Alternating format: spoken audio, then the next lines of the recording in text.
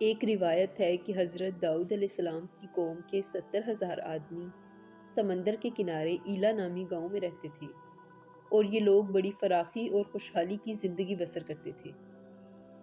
اللہ تعالیٰ نے ان لوگوں کا اس طرح امتحان لیا کہ سنیچر یعنی ہفتے کے دن مچھلی کا شکار ان لوگوں پر حرام فرما دیا، اور ہفتے کے باقی دنوں میں شکار حلال فرما دیا۔ اس طرح ان لوگوں کو آزمائش میں ڈال دیا کہ سنیچر کے دن بے شمار مچھلیاں آتی تھیں اور دوسرے دنوں میں نہیں آتی تھیں۔ تو شیطان نے ان لوگوں کو یہ بتایا کہ سمندر سے کچھ نالیاں نکال کر خشکی میں چند حوض بنا لو، اور جب سنیچر کے دن ان نالیوں کے ذریعے مچھلیاں حوض میں آ جائیں تو نالیوں کا منہ بند کر دو، اور اس دن شکار نہ کرو، بلکہ دوسرے دن آسانی کے ساتھ ان مچھلیوں کو پکڑ لو۔ ان لوگوں کو شیطان کی یہ ہیلہ بازی پسند آ گئی، اور ان لوگوں نے یہ نہیں سوچا کہ جب مچھلیاں نالیوں میں قید ہو گئیں تو یہ ان کا شکار ہی ہے۔ اس طرح وہ سنیچر ہی کے دن شکار کرتے رہے، جو ان کے لیے حرام تھا۔ اس موقع پر یہودیوں کے 3 گروہ ہو گئے۔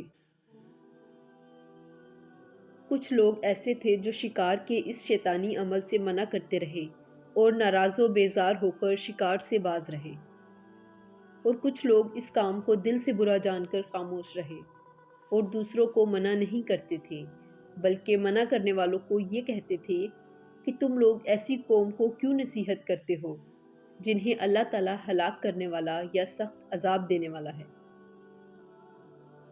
اور کچھ وہ سرکش و نافرمان لوگ تھے جنہوں نے حکم خداوندی کی اعلانیہ مخالفت کی اور شیطان کی چال کو مان کر سنیچر کے دن شکار کر لیا اور ان مچھلیوں کو کھایا اور بیچا بھی۔ جب نافرمانوں نے منع کرنے کے باوجود شکار کر لیا تو منع کرنے والی جماعت نے کہا کہ اب ہم ان سے کوئی میل ملاپ نہیں رکھیں گے۔ ان لوگوں نے گاؤں کو تقسیم کر کے درمیان میں ایک دیوار بنا لی اور آمد و رفت کا ایک الگ دروازہ بھی بنا لیا۔ حضرت داؤد علیہ السلام نے غضبناک ہو کر شکار کرنے والوں پر لعنت فرما دی۔ اس کا اثر یہ ہوا کہ ایک دن خطا کاروں میں سے کوئی باہر نہیں نکلا، تو انہیں دیکھنے کے لیے کچھ لوگ دیوار پر چڑھ گئے، تو کیا دیکھا کہ وہ سب بندروں کی صورت میں مسخ ہو گئے ہیں۔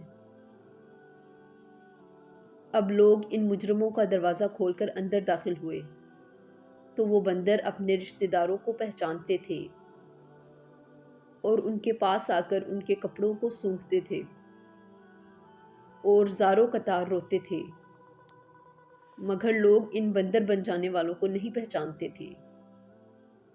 ان بندر بن جانے والوں کی تعداد 12,000 تھی۔ یہ سب 3 دن تک زندہ رہے اور ان 3 دنوں میں کچھ بھی کھا پی نہ سکے، بلکہ یوں ہی بھوکے پیاسے سب کے سب ہلاک ہو گئے۔ شکار سے منع کرنے والے لوگ سلامت رہے، اور صحیح قول یہ ہے کہ دل سے برا جان کر خاموش رہنے والوں کو بھی اللہ تعالیٰ نے ہلاکت سے بچا لیا۔ اس واقعے کا اجمالی بیان تو سورہ بقرہ کی اس آیت میں ہے، جس کا ترجمہ یہ ہے: اور بے شک ضرور تمہیں معلوم ہے کہ وہ جنہوں نے ہفتے کے دن سرکشی کی، تو ہم نے ان سے فرمایا ہو جاؤ بندر دھتکارے ہوئے۔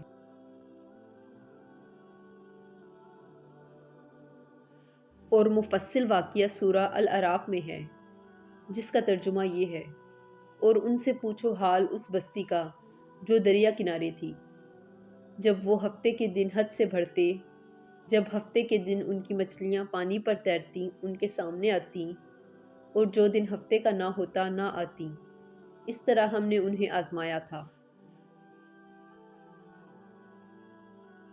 ان کی بے حکمی کے سبب، اور جب ان میں سے ایک گروہ نے کہا کیوں نصیحت کرتے ہو ان لوگوں کو جنہیں اللہ پاک ہلاک کرنے والا ہے یا انہیں سخت عذاب دینے والا ہے۔ پھر جب وہ بھلا بیٹھے جو نصیحت انہیں ہوئی تھی، ہم نے بچا لیے وہ جو برائی سے منع کرتے تھے، اور ظالموں کو برے عذاب میں پکڑا۔ پھر جب انہوں نے سرکشی کی، ہم نے ان سے فرمایا، ہو جاؤ بندر دھتکارے ہوئے۔ اصحاب ایلا کے اس دل دہلا دینے والے واقعے میں ہر مسلمان کے لیے بہت بڑی عبرت اور نصیحت کا سامان ہے۔ کاش اس واقعے سے مسلمانوں کے دل میں خوف خداوندی کی لہر پیدا ہو جائے، اور وہ اللہ اور اس کے رسول کی نافرمانی سے منہ موڑ کر صراط مستقیم کی شاہراہ پر چل پڑے۔